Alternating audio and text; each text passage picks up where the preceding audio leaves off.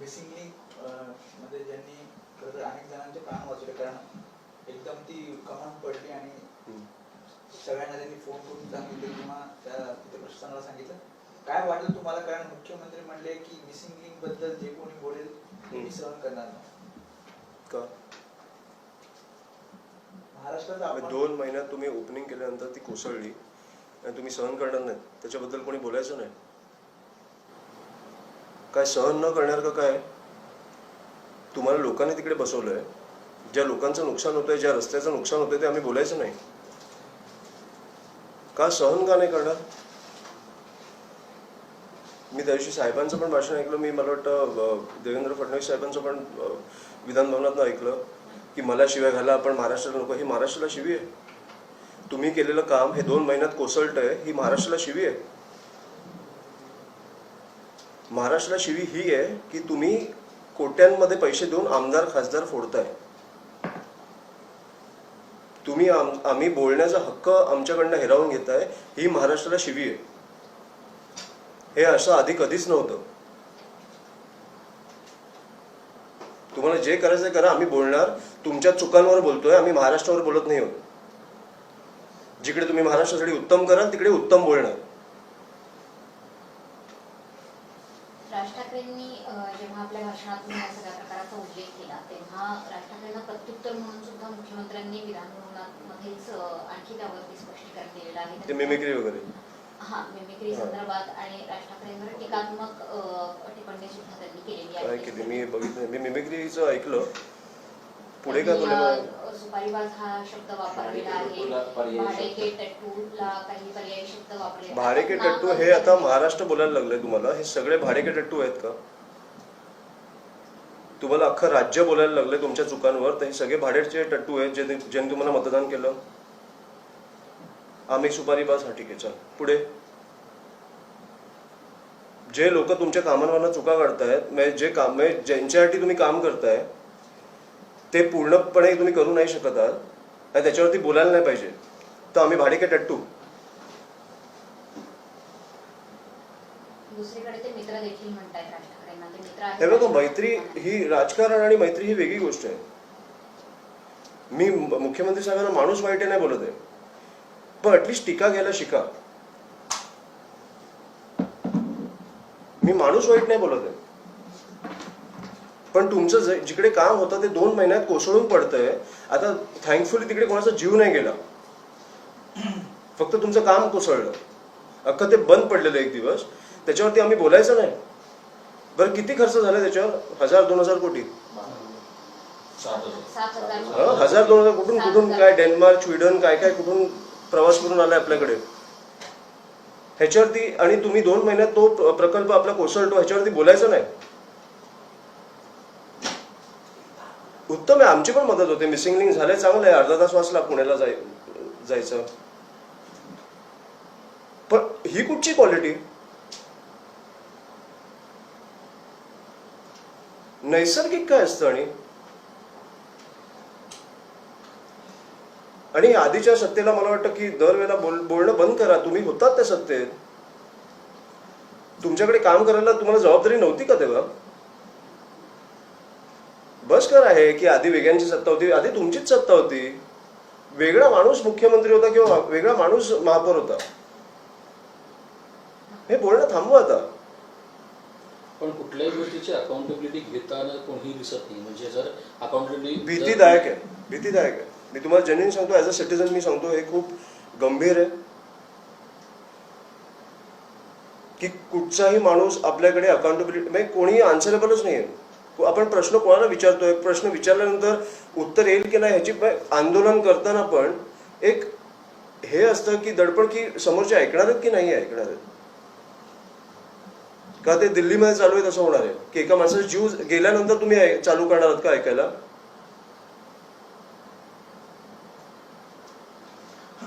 वांचूक हे उपोषणाला बसलेले आहेत, जवळपास 16वा-17वा दिवस आहे. मात्र या आंदोलनाला सिरियस घेतलं जात नाहीये का सत्ताधाऱ्यांकडनं सुद्धा आणि विरोधकांकडनं सुद्धा, असा एक सवाल आता देशभरात बसतो. मी तुम्हाला मगाशी बोललो तसं माझ्या या आंदोलनाबद्दल 2 मुद्दे आहेत. एक तर माझं सोनम वांगचुकांना संपूर्ण पाठिंबा आहे. पण माझा दीपकेला पाठिंबा नाही आहे. मी ॲज अ माणूस, मी ॲज अ ह्युमन बिंग सांगतोय, मी पक्ष म्हणून बोलत नाही आहे. पक्ष म्हणून राजसाहेब त्यांची भूमिका मांडतील. ज्या लेवलला मी दीपकेला बघतोय दररोज, की सोनम वांगचूक सारखा एक मोठा व्यक्ती, भारतातलं एक मोठं नाव तुमच्या पाठी उपोषणाला बसलंय आणि तुम्ही त्याच्यासमोर ते प्रवक्ते असतील किंवा कोण असतील नाचतायत, तुम्ही रील्स करताय, तुम्ही नाटकी करताय, हे मला अजिबात पटलं नाही. मी जेव्हा सुरुवात केलेली आंदोलनाची तेव्हा मला खरंच आवडलेलं, कारण कोणतरी बोलायला आहे. 20 लोक ह्या आपल्या देशात वारली आहेत, आत्महत्या केली आहे, त्यांच्यासाठी तुम्ही एक आवाज उठवताय. मला खूप आवडलं की पण धर्मेंद्र प्रधानचा राजीनामा हा झालाच पाहिजे होता. अशी निर्लज्ज लोक आपल्याकडे असू नाही शकत एज्युकेशन मिनिस्टर म्हणून. तो झालाच पाहिजे होता. पण तुम्ही ज्या लेवलला सिरियसनेस घालवला आंदोलनाचा, ते मला नाही आवडलं. ज्या लेवलला, कारण मी तुमच्यासारखेच मी रील्स बघतोय, ज्या लेवलला खूप सिरियसनेस घालवून टाकला त्यांनी. सोनम वांगचूक बिचारे, ज्या लेवलला ते बिचारे 17 दिवस आज उपोषणाला बसलेत आणि इकडे काही गाणी लावून नाचतायत, हे करतायत. मला लोकांना पण हेच बोलायचं की सोनम वांगचूक ह्यांना मला पाठिंबा आहे, मला CJPला पाठिंबा नाही आहे. पण मला दीपकेला एवढंच विचारायचं आहे, तुम्ही ज्या लेवलला 21 मिलियन कमवलेत, त्याचं प्रेशर आलंय का अंगावर की ते तुम्हाला धरून ठेवायचं की ते वाढवायचं आहे का? तुम्ही देशासाठी उतरलाय, देशासाठी उतरलाय ना, तर तुमच्यातलं इमोशन ते बाहेर आलं पाहिजे, लोकांबरोबर कनेक्ट झाला पाहिजे. तुम्ही नाचू नाही शकत, नाटकी नाही करू शकत. 20 लोक मारले, त्यांच्यासाठी तुम्ही एक आंदोलन उभं केलंय, हे सिरियस पाहिजे. आणि मला वाटतं की ज्या लेवलला आता तुम्हाला राग नाही आहेत का? मला एक आधी म्हणून मला पटलेला तो माणूस की US वरनं परत आला, CJP नावाचं एक डोकं लावून त्यांनी एक ते काय पेज उभं केलं, लोकांचा पाठिंबा आला. ही लोक कुठे आहेत हे पण मला माहित नाही. 21 मिलियन म्हणजे 2 कोटी. 2 कोटीमधले 1 लाख लोक पण नाही आले तिकडे. माझं लोकांना पण हेच सांगणं आहे की तुम्ही फक्त सोशल मीडियावर व्यक्त झालात तर तो तुमचा विजय नाही. तो तुमचा विजय नाही. एक पेज लाईक करणं हा तुमचा विजय नाहीये. ते 20 लोक जे गेले आहेत त्यांच्यातला तुमचा पण मुलगा काहीतरी असू शकतो, हे कधी नको व्हायला. ह्याच्यासाठी आपण उतरलो पाहिजे. अभिजित दीपकेकडे एक युवा चेहरा म्हणून बघितलं गेलं, युवा आंदोलक चेहरा म्हणून नाही असेल ना. युवा पिढीकडून आशा निर्माण झाली होती दीपकेच्या रूपाने आणि आता मी सुरुवातीला बोललेलो की मग आमचा पाठिंबा आहे. पण त्यांनी ज्या लेवलला ते सिरियसनेस घालवलं, मला ते नाही आवडलं. तुम्ही ज्या लेवलला तुम्ही रील्स करत गेला, तुम्ही फोटोज काढत गेला, तुम्ही ज्या लेवलला नाटकी करत गेला, मला ते नाही आवडलं. अभिजित दीपके हा जर माणसातला असता, माणसांमधलं तू पुढे जातोय, तू लीडर नाही असू शकत. मी व्हिडिओज बघतो काही, तो प्रेसशी बोलताना वगैरे कोणातरी ये थांब मी बोलतोय आणि मग असं हे नाही होऊ शकत.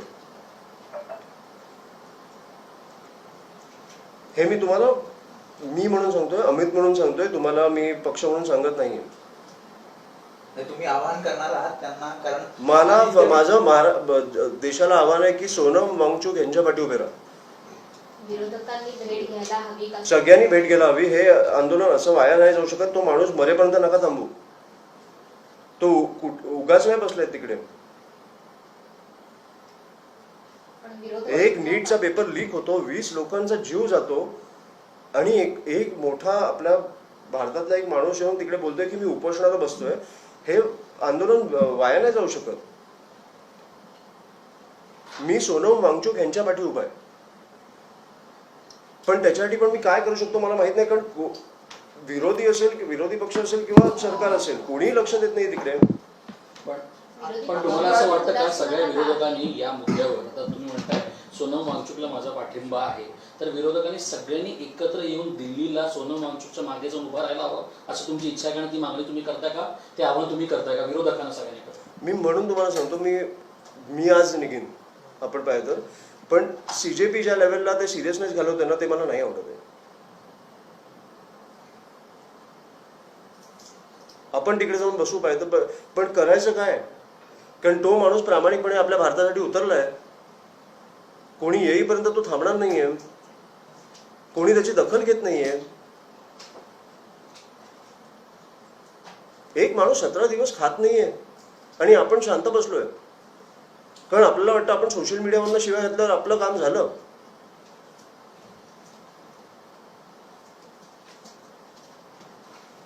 मला पण जेन्युइनली कळत नाही, म्हणून मी तुम्हाला बोललो आंदोलन घ्यायच्या आधी काय हे अशा लेवलला जर तुम्ही एका माणसाची परिस्थिती आणत असाल, थोडं लक्ष द्या. बरं करायचं काय, एका निर्लज्ज मंत्र्याचा राजीनामा घ्यायचा आहे.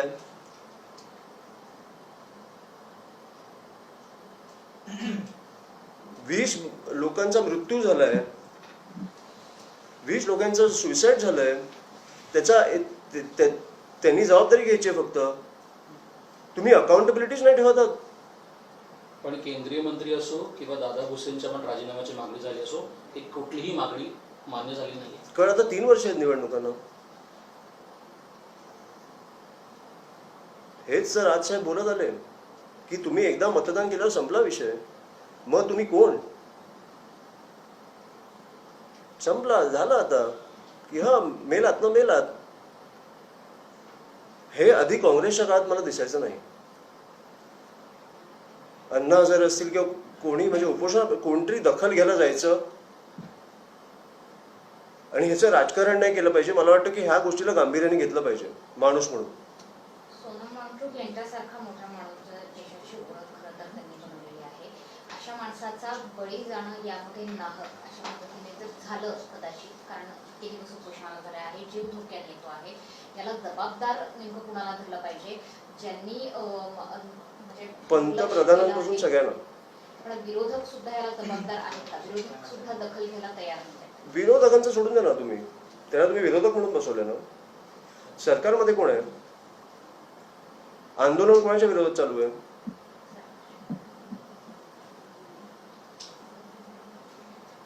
पंतप्रधानपासून सगळ्यांना मला वाटतं की जबाबदार, जर ते गेले तर सगळ्यांना जबाबदार धरलं पाहिजे.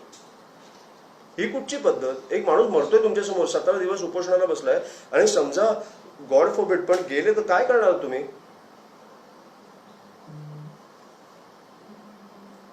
कुठचा निर्लज्जपणा आहे? तुम्ही उतरतच नाहीयेत, कोण भेटायलाच येत नाहीये. आणि हा कुठचा तुम्ही पायंडा तुम्ही पाडताय की तुम्ही चुका केल्यावर तुम्ही आन्सरेबल नाही आहात? ऑफकोर्स आन्सरेबल आहात. हे अमित साटमपासून सगळ्यांना मी लागू करतो. एक माणूस लोकांच्या मृत्यूवर हसतोय, आपण ते विसरलो, कारण आपल्याकडे नवीन नवीन गोष्टी येत जातात. मृत्यूवर हसतोय.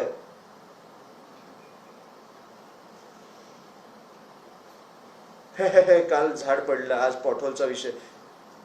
पॉटहोलचा विषय म्हणजे काय? पॉटहोलमध्ये एक माणूस जाऊन मेलाय तुमच्यामुळे, आणि तुम्ही निर्लज्जपणे हसताय.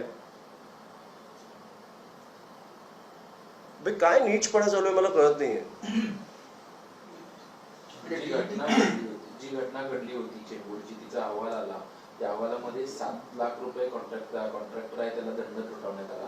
मात्र गार्डन डिपार्टमेंट असेल किंवा रस्ते डिपार्टमेंट असेल, कोणालाही दोषी धरलेला नाहीये. आणि उलट महापौर म्हणतायत की मला हा अहवाल मान्य नाही. मग माझं काही म्हणणं नाही. आता 3 वर्षांनी बोलू, पण 3 वर्षांनी मला वाटतं ते अकाउंटेबिलिटी घेतील. पण एका 11 वर्षाच्या मुलाचा मृत्यू होतो, काय फरक पडतो तुम्हाला? तुम्हाला म्हणजे सरकारला? मला हेच वाईट वाटतं, ह्याच्याबद्दल बोलायलाच मला वाईट वाटतं की कोणीही आन्सरेबल नाहीये. म्हणजे तुम्ही एकमेकांवर ढकलताय विषय, आणि त्या मुलाच्या जीवाचा किंमत काय तर 5 लाख. 5 लाख फॅमिलीला दिलं झालं. अरे पण त्या परिवाराचा मुलगा गेलाय.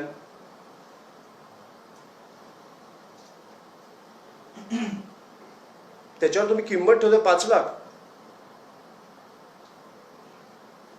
हे मला ह्याच्याबद्दल बोलायलाच, मला काय बोलायचं ह्याच्यात कळत नाही. मला सिरियसली तुम्ही हे प्रश्न विचारू नका, कारण ह्याची उत्तर तुम्हाला 3 वर्षानंतर सरकारच देईल. मुंबई महापालिकेत जे सत्तेत आले, ज्यांनी यापूर्वी पण मुंबई महापालिकेच्या निवडणुकीतला सगळा रणसंग्राम आपण बघितला, तेच निवडून आलेले सत्ताधारीच म्हणतायत की आम्हाला प्रशासन आमचं ऐकत नाहीये किंवा प्रशासनाचे अहवाल आम्हाला मान्य नाहीये, प्रशासन विरुद्ध सत्ताधारी असं चित्र मुंबई महापालिकेतच तयार झालंय. खरं तर एका नाण्याच्या दोन बाजू असायला हव्यात, प्रशासन आणि सत्ताधारी. ते दोघं एकमेकांच्या विरोधात किंवा कॉन्ट्राडिक्टरी दिसतात.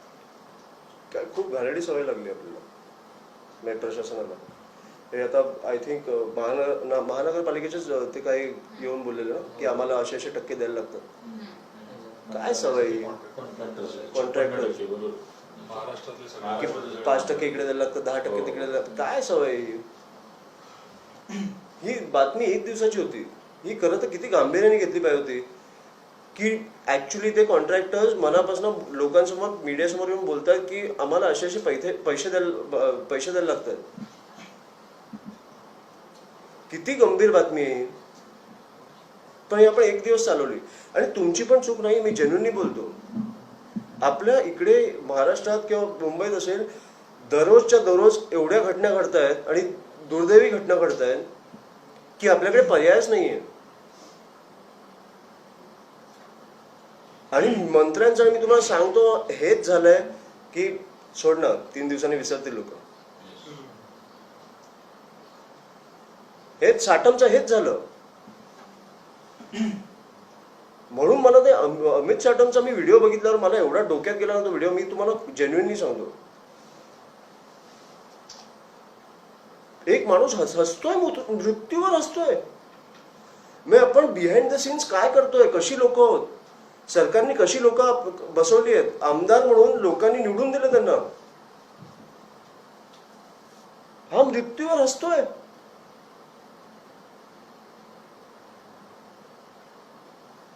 खरंच लाज आहे, लाज. ह्या लोकांवर लाज आहे. ह्याच्यावर तुम्ही डिफेंड करताय स्वतःला. मुख्यमंत्री ह्याच्यावर बोलतायत जेन्युइनली. जर मुख्यमंत्री साहेबांनी ह्याला त्याच दिवशी काढलं असतं ना तर मला अभिमान असता. असा मुख्यमंत्री आपल्या राज्याला मिळाला.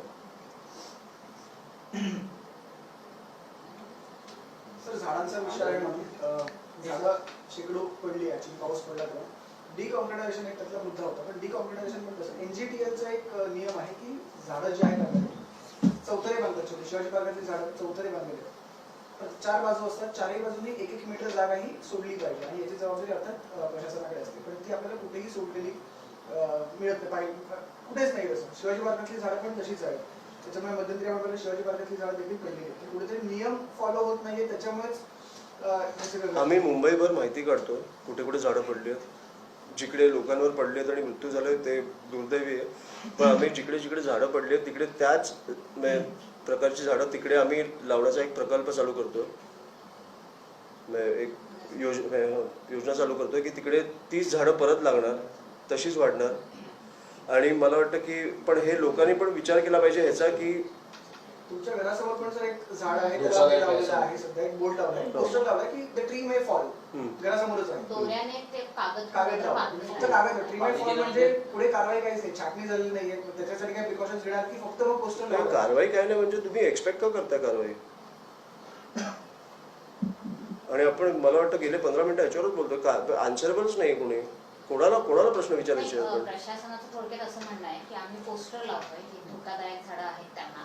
मग त्याची जबाबदारी शेवटी मुंबईकरांची किंवा नागरिकांची आहे का की समोर धोकादायक झाड आहे आम्ही पोस्टर लावले काम. मी तुम्हाला एवढंच सांगेन ह्याच्यावर की आपण हे जे आज प्रश्नोत्तर करतोय लोकांचा राग दिसेपर्यंत हे लोक वटणीवर येणार नाही.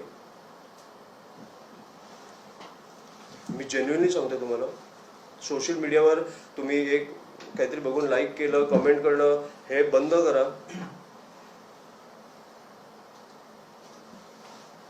आम्ही आंदोलन केलं किंवा कुणी आंदोलन केलं याच्यावर तर मला वाटतं लोक रस्त्यावर दिसली पाहिजे. तुमचे कॉमेंट्स आणि ह्याच्यात मला तुमचा राग व्यक्त झालेला नकोय. हे तुमच्या दाराशी पण येऊ शकतं कधीतरी. लोकांसाठी उतरा आता. आणि मला वाटतं की तुमची ताकद दिसेपर्यंत सरकार वटणीवर येणार नाही. हे खूप सोपं आहे. ज्या लोकांनी या सरकारला बसवलंय त्यांनी राग व्यक्त केला पाहिजे. आगामी काळात काही आंदोलन वगैरे काय करू सांगा ना मला तुम्ही. आम्ही झाडं लावणार आहोत. उपक्रम झाला पण काही अग्रेसिव्ह स्टेप आंदोलन वगैरे. अग्रेसिव्ह म्हणजे काय मला तुम्ही सांगा ना. अग्रेसिव्ह हे मला वाटतं काय करायचंय.